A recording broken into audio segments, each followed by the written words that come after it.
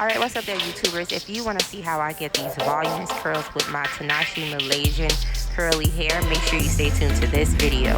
Alright guys, so first I am going to separate my hair. This is my hair after 1 day of curls. As you can see, the curls are still there, but I'm preparing for a Jamaica girl. So I'm going to brush it out, and then I'm going to be using the Cantu Shea Butter Natural Hair Wave Whip Curling Mousse. This is going to give my hair some hold. This is going to help my curls to pop. So I'm just going to take Flexi Rods. You'll see that I'll be using 3 colors: orange, purple, and gray. I'm going to roll my hair up. So I'm going to show you again. I'm just going to take the hair. I'm going to use water to spritz it. And I'm going to take some of that foam and I'm going to brush it to make sure I have no tangles. I'm going to take the hair, wrap it around, tighten it, and roll it away from my head. Okay, so you want to make sure that whatever side you're doing, that you roll it away from your head.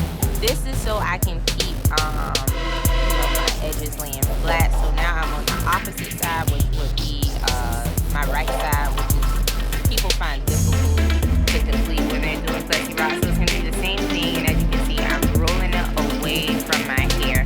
I'm going to be using about 20 Flexi Rods between the purple, gray, and orange, just to make sure that I get defined curls. And yeah, that's all. It's very simple, very easy. I believe it took me maybe 20 minutes, maybe under that, but it's super easy. Anyone can do this. If you just, want some heatless curls and you just want to keep the curl pattern in your hair, this is a great style to do. I want to say that this does come out better when you do have any type of curly hair. Whether it's a loose curl or a tight curl, you just get better results, better than if you're using straight hair. So yeah, I'm just going to let you watch it, and then I'll come back once I'm ready to take down.